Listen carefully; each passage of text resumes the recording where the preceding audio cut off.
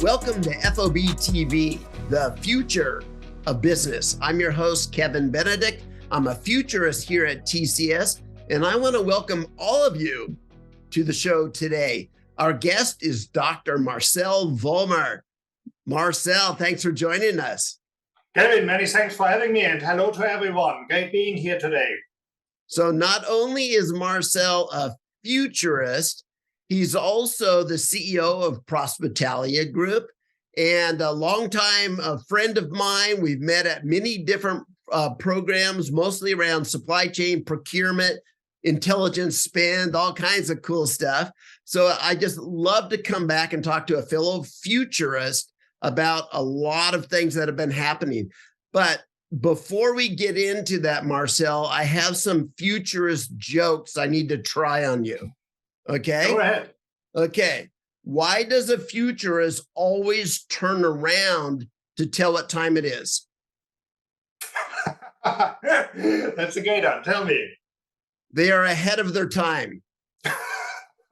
I like that. This was a good one. Why are futurists mostly left-handed? Left-handed, because there's a watch? Because they're rarely right. Okay. I'm right-handed, so therefore I might prove you wrong. Okay, just one more. Why can't futurists be bus drivers? Tell me. They don't know when to stop. Thank you for your polite laughter. No, it's a good one. Good jokes. I like that. Okay.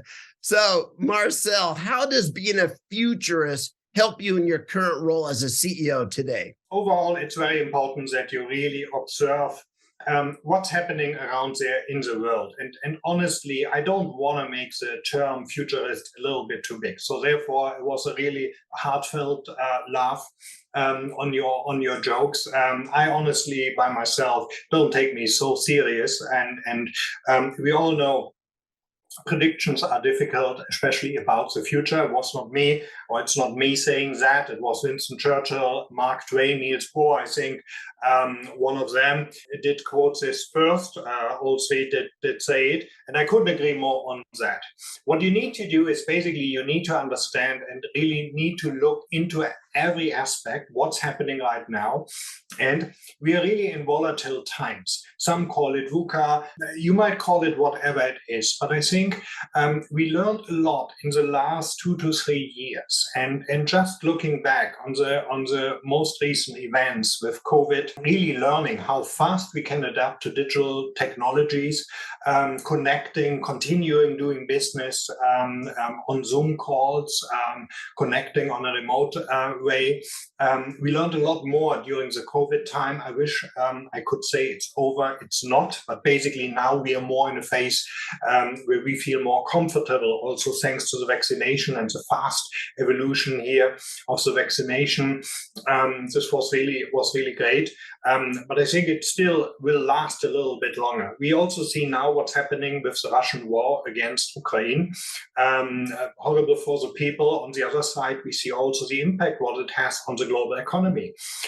European countries are growing much slower than before. They have to deal with very high energy cost. Basically, the Russian gas stopped more or less entirely for Europe, which has huge impact on the prices, and by that also huge impact on logistics and supply chain. And by saying all of that, you need to look in the current development, what's happening, and then anticipate what can you really do? What's happening now when energy costs are getting higher? What does it mean for your supply chain? When you see on the other side sustainability, there's a price for CO2. What EU regulation is putting now on our agendas as a business. Basically, another impact on supply chain. By that, we might need to rethink logistics. And that's basically what helps me a lot, deriving a hypothesis from what I see out there based on facts and figures. I'm very analytical. I like facts and figures. And then I try to anticipate, discuss it with my team, with great experts, prepare in the best way possible to do. And this helps me a lot, really, in my role, starting from Chief Procurement Officer, as COO, now also as CEO, running a business or group of businesses, by basically factoring this in what we do, what our teams do on a daily basis. So, Marcell, for those that haven't had the pleasure of meeting you, let's go back and kind of walk through your career here just a bit. So at the University of Hamburg, you studied economics with a focus on taxation and law. So how did you start from there and then end up as this kind of world-renowned influencer and futurist? Things are changing, and basically also I wanted to become a tax auditor. This was the purpose of as a start of my studies. The professor died, and therefore I had also to reassess a little bit what I do. There was another big event, which was Arthur Andersen with gray hairs like me. I remembering that, and basically I wanted to revisit also what I'm doing, and decided basically to go for a career on the corporate side. And there was another element which was very important for me. The HR director at DHL, he asked me if I want to start a job, and offered me really an amazing job centralizing customer service units in Germany. And later on, this role really turned out into becoming more a transformational role. Later on, also the post-merger integration on the DHL side, which was really a big journey, and also very fast learning what I had the opportunity by getting this offer. So basically, starting a corporate career led then to many different steps and the career development. I was overall 15 years on the DHL side. Factor in also the time prior to my A level when I started just as a job until the end. I continued on the SAP side, starting setting up shared services for finance, for HR, also globalized shared services. And then it was kind of fortunate situation that SAP decided to acquire Business Objects. So the first big acquisition to change from organic growth now to growth by acquisition. And with my experience as on the post-merger integration side, I got asked also to drive the integration, which was a huge task, 6.5 billion acquisition, 6,500 people. So really a big project.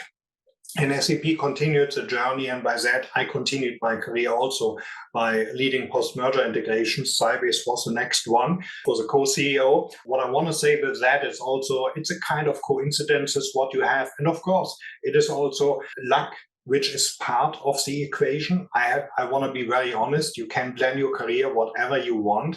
If you don't get the right offerings, if you don't really have also people, leaders having trust in you, you might end up in a different career path easily. I got an amazing opportunity changing now from a more project-based role into a line function as Chief Procurement Officer back in 2011, and then moved on after 4 years and also continuing integrating Ariba, Fieldglass, Concur as Chief Operating Officer, and finally Chief Digital Officer on the SAP side. I ended my career on the SAP side. There were lots of changes, and I decided to go for a much smaller company from 100,000 to 400 people, Celonis, market leader for process analytics, process mining as Chief Innovation Officer. And I continued then as partner at BCG because I got an amazing offer for a global role back more on supply chain procurement. Yeah, and finally I ended up as CEO leading a group, still continuing in the field of procurement. Hospitalia, basically it's a combination of procurement and hospital. So basically it's a healthcare provider for everything on the purchasing side with analytical capabilities and also a consultancy, what is part of the group. So using also my experience to build on that, and finally ending up my current role. An exciting job, I can tell you. All right. So Marcell, there's lots of people out there that have successful career paths, but nobody ever hears about them. But you're a very prominent, well-known futurist and influencer out on social media. So talk to us about your use of social media that puts you in a place where you're well-known worldwide. Thanks, Kevin. And that's really a great question. I still, when I look back at my time where I intensively started using social media, and this is not so long back, it was beginning of 2017 when I got the title Chief Digital Officer on the SAP side. And basically by that, I also asked myself, hey, I need to do a little bit more. People were very skeptical at the beginning. Yeah, with 300 followers, 299 to be precise on Twitter, you're not necessarily ever making it to an influencer. And on LinkedIn, I think it was 2,000 people, something like that. I was connected. Basically, I started and decided to do only the one thing which I thought is possible for me to do, basically sharing all the information and everything what I read. When I think it is worth also sharing it to the outside world, that I press one button and share it on Twitter and LinkedIn. And basically, this is the secret sauce, if you want to say. The only thing what I have changed is I still read a lot. I always read a lot. Reading is my hobby. I see lots of books in the background. Same here on my end. By that, basically, I recognize that people are more and more interacting. And also, it seems they like the content, what I share. And we started engaging on social media. And basically, it took off after several months that more and more people basically were referring to content I have shared. And of course, this motivated me to share more. And I'm absolutely amazed seeing now that I have more than 100,000 followers on Twitter and more than 85,000 on LinkedIn, which was definitely not really my intent to become, let's say, a kind of business influencer and show up in the rankings. I wanted more to focus on my business roles. But of course, I think it's very important sharing content. And I'm a big fan of social media because I get also a lot out of it, lots of information, but I also share back as much as I can. And I engage with the people to be authentic. I think that's also another secret, to be authentic and only share what you have read, what you understand, and where you believe that others can benefit from it. Boy, you are an incredible inspiration to leaders everywhere who keep bringing up excuses to why they can't do that. But let me just do a follow-up question here, Marcell. Has that positively impacted your career? Absolutely. I have to say, in the different steps in my career, one element which I figured out very soon was that when people were seeing me on a regular basis, more on LinkedIn, I have to admit, than on Twitter, because the business people are all connected on LinkedIn and have their profiles there. And if you show up more and more, people have also higher interest in meeting you. And as Chief Digital Officer, of course, I didn't know all the customers on the SAP side and potential customers. And basically, I got a lot of positive feedback. And also when I reached out to people, they told me, hey, Marcell, I read your content. I've seen you already on social media. It's a great pleasure meeting you. This continued also then at Celonis, a company basically now they are 13 billion market cap, pre-IPO. This was the latest, but basically 2019 when I started there, no one was really aware about what is process mining, what is process analytics, what is the company doing. It really helped a little bit also that people recognize, oh wow, there's something we might want to look into that. And it continued on the BCG side as partner, as I could reach out also to clients, to potential new clients, as well as now in my current role, where I connect with people in a totally different industry. I'm not an expert in healthcare. I'm getting more and more into the healthcare business, and basically by that I could also easily engage with some influencers in health tech, in med tech, to reach out to them. And they were very open, also connecting with me, sharing some thoughts and also sharing some latest insights, which helped me a lot to get very fast into the job beginning of January when I started my role as CEO. Oh, absolutely. When all they have to do is look at your profile and say 85,000 followers, and he's wanting to sit down and have a discussion with me. Whoa, this is important. So yeah, congratulations for that. And thank you for sharing that. So Welcome. let's switch over a little bit to the supply chain area where you're focused on a lot with your company today. So what are some of those biggest challenges that your customers today are facing in their supply chains? That's a great question, Kevin. And I think there's really a fundamental shift in running supply chains. On the helicopter perspective, you might still argue, hey, what's the matter? You need products, you need something for your production, and basically you get it from all over in the world, which is perfectly true. But when you now look on the next level, when you see what we learned, what COVID did do when Shanghai was closed, the largest harbor in the world. China is very strict on the COVID policies and shutting down entire cities. We had to learn really in a fast pace to overcome these challenges. Some might argue, yeah, we have seen challenges all over. But I think we really learned a lot in the recent years now that areas and suppliers are impacted. We were not aware of that this is really a bottleneck. But nowadays, only one single ship stuck in the Suez Canal, the Evergreen, some might remember that, can bring an entire supply chain or basically the entire trade between Far East and Europe and other regions to a standstill for a certain period of time. And by that, we learned a lot about that we need to focus more on risk mitigation, on the resilience of our supply chain, and also finding alternative suppliers, which was not so much a priority in the past. I remember very well lots of discussions about the price. We need to bring down the price. Can we bundle more? Can we reduce the number of suppliers? But all this has a certain risk.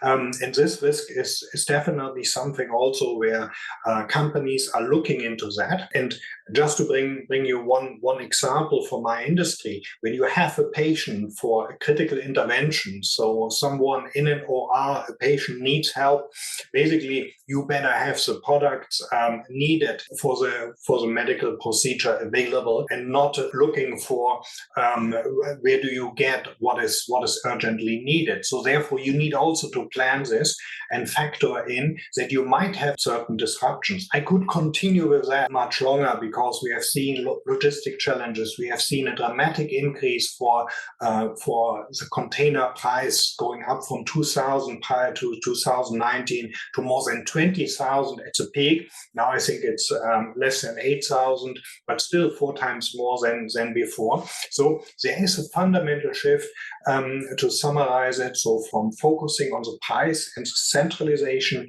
on the supply base more now to risk mitigation and also factoring in other components like sustainability, CO2 footprint. CO2 gets a price. And by that, you need also to rethink supply chains. And therefore, you need to stay agile. And this is really something what I learn now in my current role, why supply chain management and really also a future-oriented look into the changes in supply chain management is more and more important for companies to keep the business up and running. So what kind of innovations, when you look across the supply chain industry, what kind of innovations are you tracking kind of as a futurist that you think are quite exciting? I think disruptive technologies, and now I could really continue with an armada of all these buzzwords, what we see on a regular basis. I like the Gartner hype cycle, by the way, where you see always when certain terms are coming up. I don't want to repeat all of them now, but basically after a while you see, oh wow, there's a change, and it seems now this buzzword was great. Probably people remember in supply chain management that everything will become blockchain. Just to mention one, Maersk was doing a large project with IBM, and much more was happening there. We have seen and learned really that we need to focus on the use cases. And by that, when you ask me about innovations, I think the most important innovation is everything what is related to tracking in real time the information available. It is very critical that you know exactly when do you get the needed products for your manufacturing process, or basically if you are a wholesaler, to get the product in your warehouse, or process them, or also sending it then as a retailer to the end customers. What is most important is, some might disagree on that, but I think real-time visibility and transparency on your supply chain, and this relates to data, leveraging connected devices, Internet of Things, industrial Internet of Things, if you want to say, as well as the capabilities what you have with 5G.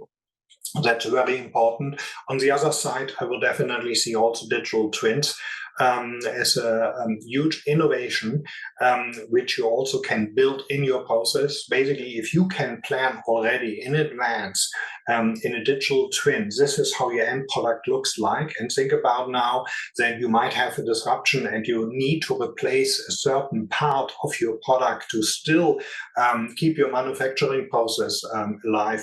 Basically, this is something what you can model in a digital way, and then you can see, can I use alternative products? Can I change certain elements of my manufacturing process right now? Might not work all the time, but basically think about the capabilities what we have. The third one is definitely also the analytical insights and big data, that you can bring all of that together and can use the data in every single step of your process to be basically ahead also of what's happening in your supply chain and on the logistics side.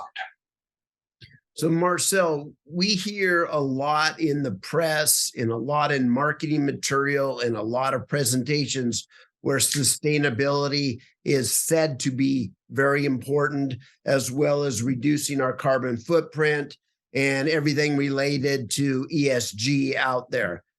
Are you seeing companies seriously get behind those, so it's not just a marketing slogan, but you're seeing actual business operations change to improve those? Harry, my honest answer is yes. And it is not only because we have COP27 right now, basically global leaders coming together to discuss sustainability. It is also now that we really see that regulation is kicking in. And I know that not everyone is in the same way convinced about every aspect of climate change. I'm a believer climate change is happening. We see an increase in temperature. And whatever you believe or not, if regulation kicks in, what we see right now, like a CO2 price, what we need to factor in our product, we need to be on top of that, and we need to measure. ESG, environmental, social, and governmental goals, which are defined, are now becoming more real due to the fact that basically you need to report them. And how do you report it? I mentioned analytics, big data. You only can report what you can measure. It is easy to measure scope 1, scope 2, basically what you need for your own production in your facilities. I think that's something which is possible to capture. You get invoice bills, you see what is the CO2, what you're using for the product. It's much more difficult when you look at scope 3, which is basically everything what you buy from suppliers, because you don't know exactly what is the CO2 footprint in these products, because the supplier might use products from a local area which little transportation logistic cost, or might use also products from far away with very high transportation and logistics, and by that also with a high CO2 footprint. And by saying that, we see now more and more companies really looking into the data and getting access to all the information. And this is a key driver, as this is linked to regulations and also a price at the end, that you want to maximize your profit, and you need to understand your data. You need to understand the parameters, the data, what is really getting into your price if CO2 has a price. And then, of course, also report this, and your customers are asking for that as well, which is another element which has changed significantly, because customers are also not only asking about, is this the cheapest possible what I get, or is it really something which is also fair trade, which is really from a local area and not necessarily tomatoes from the other side of the world, which might taste well, but basically it costs a lot of money to transport them. And by that, I would clearly say, yes, companies are defining ESG goals. They are also reporting, monitoring, and of course, they link it also to their P&L, as at the end, there's a price for CO2, what you need to calculate. So sustainability is definitely a topic which is now on the top of the agenda, running supply chains and also getting the data for that. That whole area is fascinating, and just watching the progression of Yes. moving out of being just marketing slogans into regulation and operations, and having the entire ecosystem be concerned and interested in that, from customers to suppliers to manufacturers. So last question, let's put on our futurist hat and let's just project and look ahead 10 years. How do you think the whole area of supply chain and logistics will look very different 10 years from now? We will see definitely lots of changes with 5G, probably 6G. We will have access in real time to all the different products. We exactly know where are our goods. We also can calculate also data, as we have full access to the analytics. And we will see also new approaches with autonomous vehicles, for example, with drone delivery, where we also can benefit from new technologies. We might also see 3D or 4D printing capabilities, that you are no longer dependent on a supplier to get a product, which might be critical now as a replacement, a spare part, with predictive analytics, or I like more saying prescriptive guidance, might become realities, that we know something might happen even before it's happening, so that we can react on that. So I'm very positive about now looking and coming back to what I said at the beginning, the use cases. This is at the end what counts. If you have a great use case, fantastic. You will have the benefits, and by that also the investment in the technology. If the use case is not so strong, we will see, okay, this might be not the right time to invest, and might need a little bit longer also before we really can leverage it. Another element might be also that energy costs are getting higher and higher at this point in time for fossil energies. On the other side, energy might become cheaper in the future, and by that we will see another shift also in the supply chain, in the production, manufacturing processes. If we have access to energy at a different price by leveraging renewable energy resources that we get from solar, from wind energy, from water, to really use this in our supply chain calculation, and also the way how we transport and do the distribution. Marcell, thank you so much for taking time out of your evening to You're welcome. Share your knowledge, your wisdom, your career insights with all of us. Kevin, it was really great, and thanks for having me. I hope it was insightful. And please feel free also to engage with me on social media. Definitely looking forward to that. Kevin, thank you very much for your time, and great having this interview with you today.